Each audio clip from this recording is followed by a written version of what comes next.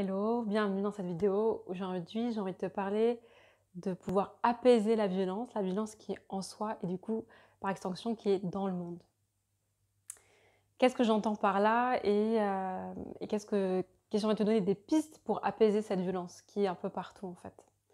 Déjà, cette violence, elle est là depuis qu'on est né, depuis notre naissance, et cette violence, elle a été généralement banalisée. Elle est partout en fait, autant dans notre système d'éducation, dans certaines croyances sur la vie, hein, comme faut travailler dur, faut souffrir pour être belle, faut travailler dur pour gagner sa vie. Ça, ce sont des violences, ce sont de la violence qui est générée par des croyances. Et ça a été comme normalisé. C'est ok, c'est normal. Donc cette violence, elle est partout, elle est dans le système donc, d'éducation, elle est dans le système scolaire. Rester toute une journée assis sur des chaises alors qu'on a des énergies, on a besoin d'être en mouvement, ben, c'est violent en fait. C'est violent de ne pas écouter son rythme. C'est violent de devoir faire des choses qui sont à l'encontre de ce que l'on ressent, qui est juste pour soi. C'est violent de se conformer quand ça va à l'encontre de notre essence, de notre nature, de ce qui est juste pour soi. Cette violence, elle est autant dans le système d'éducation, dans le système scolaire, dans le système médical, hein, dans le système aussi médical, parce que l'être est traité par symptômes, on traite un symptôme, on ne traite pas le fond. On est vraiment dans une société, je dis pas, il y a beaucoup de technologies d'avancées médicales qui sont très précieuses, qui sont très riches, et puis il y a encore des espaces où l'être humain n'est pas traité dans sa globalité. Au niveau psychologique, il n'est pas, voilà, il n'est pas accompagné, c'est pas mis en place, et on ne va pas voir vraiment qu'est-ce qui génère tel symptôme, qu'est-ce qui génère telle maladie, d'où ça vient. On a plutôt tendance, en tout cas dans le système médical traditionnel, à enlever, retirer quand quelque chose ne va pas, ou à cacher le symptôme. Donc, dans le système médical, comme je le disais, dans le système des entreprises, dans le système entrepreneurial, donc là aussi est basée notre société, c'est sur un système pyramidal, c'est sur la loi du plus fort, donc on est vraiment dans des espaces qui prennent pas en compte chaque individu dans sa singularité, dans ses talents, dans ses compétences, dans son unicité. Et là, c'est encore à ces espaces-là, dans plein de ces espaces-là, c'est violent en fait. Donc cette violence, elle est là, elle est sous-jacente, elle est partout, et elle part aussi beaucoup du coup de nous-mêmes en fait. Comme on a grandi dans un système violent, la violence elle est à l'intérieur de soi, mais c'est normal, on la voit plus en fait. La violence, elle est là quand on essaye, donc ce que je dis de rentrer quand on essaye d'être une place qui n'est pas la nôtre. Et j'ai vraiment l'image, je sais pas si c'était une image que j'avais vue circuler, qui est comme si on demandait à un poisson de grimper on mettait un poisson à côté d'un singe et on disait aux deux grimper un arbre, et on disait au poisson mais t'es trop nul, tu sais pas grimper un arbre. Mais en fait, il y a chaque être humain, à partir du moment où il n'est pas à sa place là où il est, ou là où il est, ça met pas en avant ses talents, ça met pas en avant ses compétences, si naturellement il est pas dans sa joie, c'est qu'il est dans un système violent. Il est pas à sa place, et du coup ça génère, quand on n'est pas à sa place, ça génère de la violence en soi. Et cette violence, elle a des conséquences. Parce que, en fait, ça va générer, quand on n'est pas à sa place, ça génère la souffrance, et cette souffrance, ça se transforme en violence envers soi-même. Et cette violence, elle a des conséquences dans nos relations aux autres, dans nos relations à soi-même déjà, dans la relation aux autres, et dans nos relations à la vie, en fait, généralement. C'est-à-dire qu'on va accumuler des espaces de violence, et du coup, on va répondre à des moments donnés, on va se détourner, parce qu'on va être fatigué, on va pas être à l'écoute, on va avoir des qualités de présence par rapport à l'autre qui ont diminué, parce qu'on va être fatigué, parce qu'on est dans un endroit qui ne soutienne pas notre énergie, qui ne soutient pas notre déploiement, notre évolution, qui l'on est naturellement en fait. C'est des fois très... ça s'insinue partout, c'est très subtil, on ne perçoit pas vraiment cette violence-là. La violence, elle est quand ton père ou ton grand-père te disait voilà, ça n'a jamais fait de mal de mettre une claque à une personne, à un gosse pour l'éduquer, quoi. Mais en fait, quand on crie sur quelqu'un, quand on est dans c'est déjà une forme de violence, et quand on reçoit de la violence, ça génère une souffrance qui peut engendrer par la suite de la violence aussi. La violence, elle est quand on ne se respecte pas. C'est-à-dire quand on ne pose pas ses limites, quand on ne sait pas poser ses limites, quand on n'a pas appris à poser ses limites, quand on ne sait pas faire, quand on ne sait pas poser un non, quand on ne sait pas OK pour nous, on ne pose pas un non, et alors on se laisse faire, et du coup, ça génère de la souffrance, donc de la violence aussi en soi. Elle est vraiment dans plein d'espaces, cette violence, et j'avais vraiment envie de pouvoir en tout cas mettre en lumière. Parce que le premier pas pour transformer cette violence, c'est déjà d'en prendre conscience. Prendre conscience que cette violence, elle est partout. elle est dans tous les espaces de notre société et du coup de notre vie et en soi-même. Quand on prend conscience qu'il y a de la violence, on dit ok. Le but, c'est pas de se taper dessus, c'est pas de se rajouter, c'est pas de se culpabiliser de ça. C'est ok. Est-ce que j'ai envie de vivre dans un système, de vivre sur Terre avec beaucoup plus de paix et de joie? Si la réponse est oui, je vais me poser la question, donc comment je peux faire pour vivre dans un système qui soutient l'être qui je suis, plutôt qui génère et qui engendre de la violence? On ne résout pas la violence par la violence, on ne résout pas la violence par la répression, on ne résout pas la violence par des menaces. C'est-à-dire que s'il y a quelqu'un qui est violent en disant si tu continues à être violent, tu vas être en prison. Si tu continues à être violent, on va te mettre une amende, tu vas le payer. Voilà, donc on ne résout pas la violence ni par la répression, ni par les menaces. On ne résout pas la violence par la violence, c'est-à-dire que si tu continues à être violent, je t'en mets une. Ça marche pas non plus. On ne résout pas la violence en la reniant, en fait, en la niant ou en l'excluant. Non, c'est pas parce que quand on exclut quelqu'un, on génère la violence chez lui parce qu'il se sent rejeté, il se sent exclu, et du coup il se sent en souffrance, et cette souffrance peut générer de la violence. Donc l'invitation, c'est plutôt d'accueillir, d'embrasser tous ces espaces de violence, déjà qu'on repère en soi, c'est déjà donc d'en prendre conscience, ok, il y a de la violence.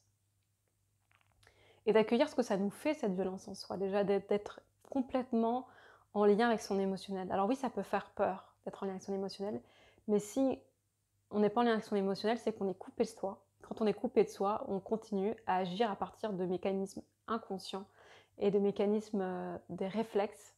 Et donc on n'est plus en train d'agir à partir de notre cœur, notre élan de contribution et de ce que l'on veut vivre sur Terre en fait. Donc remettre à plein d'endroits de la conscience. Oser deuxièmement, oser vivre l'émotion que ça nous fait cette violence. Ok, ça nous rend triste. Ok, ça nous... Ouais, c'est de se sentir peut-être impuissant dans des endroits. Et à partir de là, de dire, ok, qu'est-ce que je peux faire en fait, concrètement? Concrètement, ça veut dire qu'à chaque fois, vous allez sentir que vous allez être violent vers vous-même, déjà de soi à soi. Comme dit Gandhi, soyez le changement que vous voulez voir dans le monde. Si vous voulez voir plus de paix, plus d'amour et plus d'harmonie, alors on va balayer devant sa porte. On va aller mettre beaucoup plus de paix, d'harmonie, d'amour et de joie dans sa vie en fait. Et moi, chez moi, ce que je me suis aperçue, tous les espaces de violence que je pouvais avoir en moi, c'est très subtil, c'est pour ça que je ne le voyais pas forcément. C'est déjà d'être à l'écoute de soi. C'est-à-dire que quand je suis fatiguée, je dis pas « oh là là, allez, je me raconte pas, je suis pas en train de me dire à moi-même « vas-y, fais un effort un peu. Vas-y, bouge-toi le cul. » Ou « vas-y, ça va pas tuer, hein. Si tu fais cet effort, ça va pas te tuer. » En fait, à chaque fois que j'ai cette intention de forcer en moi, quand je me force à chaque fois qu'on est en train de se forcer, on est en train de générer de la violence en soi. Donc regardez tous les espaces où on est en train de se forcer. Regardez tous les espaces où on est en train de se comparer. Ah oui, mais un tel ou une telle, il a l'air beaucoup mieux, il a l'air moins fatigué, il a l'air plus efficace, il a l'air plus ordonné, il a l'air plus spontané, il a l'air plus sociable, il a l'air mieux en fait. À chaque fois que je suis en train de me comparer, je suis en train de me faire vivre de la souffrance. Et à chaque fois que je me fais vivre la souffrance, je suis en train de générer de la violence en moi-même. Donc tous les espaces où je me force, tous les espaces où je suis en train de me comparer, tous les espaces où je suis en train de me juger. Des fois, c'est subtil, on fait tomber quelque chose, on fait, oh là là, qu'est-ce que tu peux être maladroite, qu'est-ce que je suis maladroite, oh, je suis trop nulle. C'est facile ça pourtant, je suis trop nulle quoi. Tous les espaces où nous sommes en train de se juger, de manière inconsciente, c'est de mettre de la conscience sur toutes ces petites phrases-là. Parce qu'à chaque fois que je suis en train de me juger, je suis en train de continuer à banaliser la violence, le jugement en moi et dans le monde. L'invitation toujours c'est d'y mettre beaucoup d'amour. C'est ok, j'ai appris à me juger, ok, j'ai appris à me comparer, ok, j'ai appris à me forcer. Ok, du coup c'est mon automatisme, c'est ok, je le vois et je mets beaucoup d'amour. Quand je suis en train de sentir que, quand j'essaye de renier, d'étouffer mes émotions, ou que je ne suis pas en train d'écouter mon corps. Là aussi, quatrième chose, donc quand je ne suis pas en train d'écouter mes émotions ou mon corps, ça peut être violent en fait. Je suis en train de me faire vivre de la violence. C'est-à-dire que, tiens, je me sens un truc qui m'agace, mais bon, je passe, c'est pas grave, je laisse passer.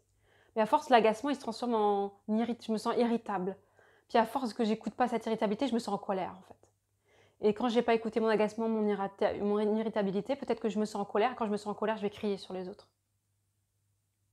Parce que j'ai laissé monter. Je me suis reniée et j'ai laissé monter cette souffrance en moi. Donc c'est aussi hyper précieux d'aller écouter ses émotions, son corps aussi, ce que nous dit notre corps. Si on a un peu mal à un endroit, oh, c'est pas très grave, j'ai mal au dos, c'est pas grave. Ah, j'ai une petite douleur là, petite pointe. Et puis je laisse passer en fait. Un jour, 2 jours, puis un jour je me retrouve bloquée en fait.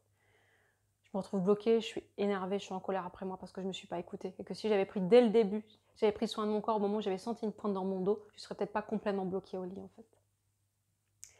Donc écouter son corps, écouter ses émotions. Et écouter, j'ai envie de dire cinquièmement, écouter ses besoins. Écouter ses besoins, c'est peut-être que quand on va sentir, quand on a écouté ses émotions, donc on a pu les laisser s'exprimer si on avait l'espace pour ça, si on sentait que c'était juste. Ok, je me sens fatiguée, qu'est-ce que j'ai besoin? Est-ce que c'est une fatigue physique? Est-ce que c'est une fatigue morale? Est-ce que c'est une fatigue émotionnelle? Est-ce que c'est une fatigue psychologique? Est-ce que c'est... Voilà, qu'est-ce que déjà, quand je me sens fatiguée, qu'est-ce que j'ai besoin, hein? Parce que quand je me sens fatiguée, peut-être que c'est pas forcément d'aller dormir que j'ai besoin. Peut-être que j'ai besoin de me ressourcer. Peut-être que j'ai besoin de me changer les idées. Peut-être que j'ai besoin de changer d'air. Peut-être que j'ai besoin de m'allonger. Peut-être que j'ai besoin de rire et de... Ah, est-ce que j'ai besoin de me défouler peut-être en fait? J'ai besoin d'aller courir ou d'aller faire du sport.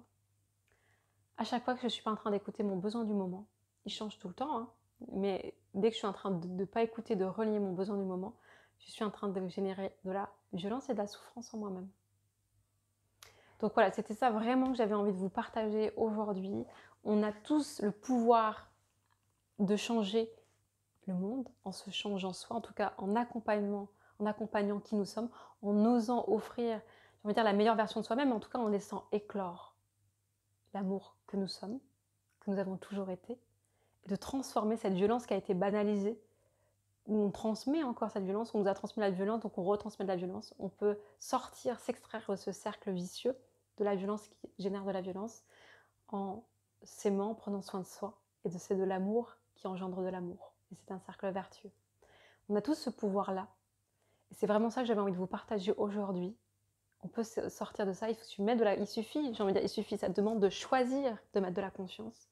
Une fois qu'on a choisi de mettre de la conscience, on peut s'apporter de l'amour dans tous ces espaces-là, en remettant vraiment de la conscience, en s'accueillant, en mettant énormément de douceur.